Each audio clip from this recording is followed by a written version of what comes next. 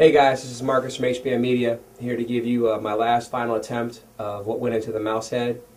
I've included some pictures on this one. Maybe there's some extra footage that you haven't seen yet, but I'm just going to try and sum it up real sweet for you guys so you can just see what's going on. I'm getting a barrage of emails through YouTube, and you guys want to know what's going on to making the head. All I can tell you is that a lot of times it's not exactly how much money you have, it's who you know. In this case, that was a very big help for me. So I hope that you guys find this tutorial helpful. If you don't, you know what? You can always fabricate parts yourself. You don't have to do it exactly the same way I did, or I should say we did. And that's about it. So I hope you guys enjoy this, and that's all. Here we have the ears that are on the ball. This crawl ball right there. We got that from a pet shop. Get in that later. Right there is a welder shield. Right there, you see? The inside of that is what's inside of the head to be mounted on the ears. We'll get into that also a little bit later, but as you can see, there's a piece of metal right there that attaches the ears. That's Paul. He's who all the credit goes to. This right here is 1-inch spring steel. We got this at his shop, and he bent this for us and welded those for us, so it has a lot of spring back to it. That's why the ears can bounce some. That is melded on something that goes around the crawl ball itself. Right here is where he cuts the foam out. For the ears. Paul is also good at every kind of fabrication, including sewing. So he actually went out and sewed. We got this material right here from like a Joann fabric or a Michaels. You can get it from anywhere. The crawl ball was purchased from Petco. So you can get that from like a guinea pig. That's what that's from. Right there, after we cut that out, that foam, which was bought at like a Joann fabrics also, we put the ears over it. And then you squish the steel. And you can put the ear right over it, and there you go. He actually sewed that piece together. The crawl ball cuts the bottom right here, which is top up, for her head to fit through. Then we gently place the welder's shield cap inside of it, and he had some modifications, and we put it on her head to check out where we would place it. Then we took it right back out. Sorry, I got a phone call.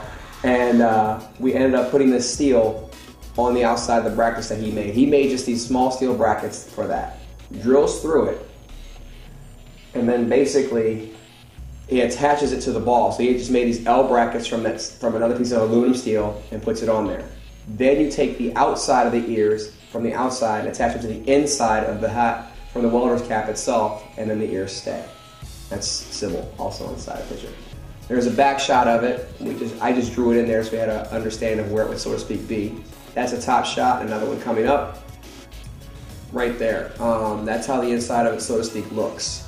I know that it's going to be a little difficult for you to build this for your first time, but the ears do make it a little bit heavy to wear that hat, or the head.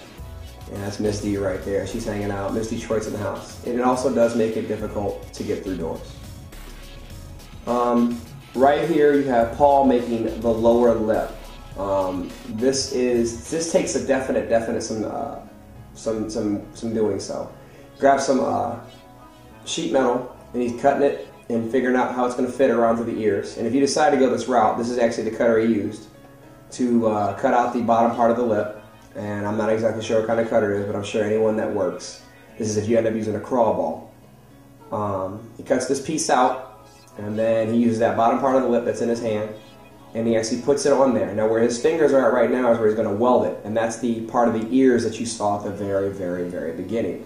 If you look real hard, you can see where the bolts are attached to the inside of the helmet or the welder's hat, and that brings that together.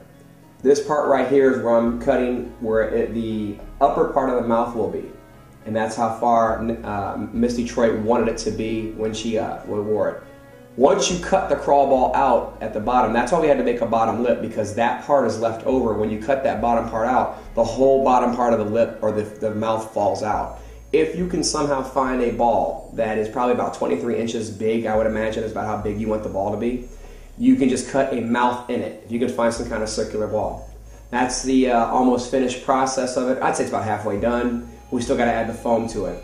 I took some screen, like screen you buy at the store for your house, and cut it out. And then I overlapped it so it's double ply. And then we made some brackets for the front and upper and lower lip, and then took rivets and put them in there. Once the rivets are in and we cut them off, now we start applying the foam. The foam part is a little tricky. As you can see, we started here at the upper lip, and that's a good idea to start at if you decide to go this route. because then you got to take the foam and place it back and pull it a little bit, because you have to cut the slots where you guess the ears are going to be, because it's a little bit tricky to get that just right. So as you're doing that, I see as I'm right there, I've got the scissors, I make a small little snip where I think the ears would be, and it worked out pretty well. You can also add foam with some 3M glue as you go. We use spray glue, which is 3M glue, for all this. We got the foam around there, we had to let it dry. It took about 20 minutes or so, and she's good to go. Then I took styrofoam, which you could even get lights, which is what I'll do if I do another one ever again. And we put them on there. This is the first attempt of it, and it's looking pretty good so far. Now we're spraying it again with 3M glue. Paul's spraying the hole around the back of the head, around to the lower part of the neck where Misty will put her head in, and we just take the fabric and go over. Once again, we started the fabric at the upper part of the lip and went completely over. Anything that you do when you cut the fabric, always cut it so it's a little big. So if you're snipping it around the ears, cut it a little big. That way, in case you mess up, you don't have too little there and you gotta try to stretch it, because we got into one little bind with that already. And then as we're pulling this over, we pretty much got it. And then that upper part of the lip was the only thing that needed to be done. And then I used some cable to do that. But that's, by that time, you could probably figure it out better than I did.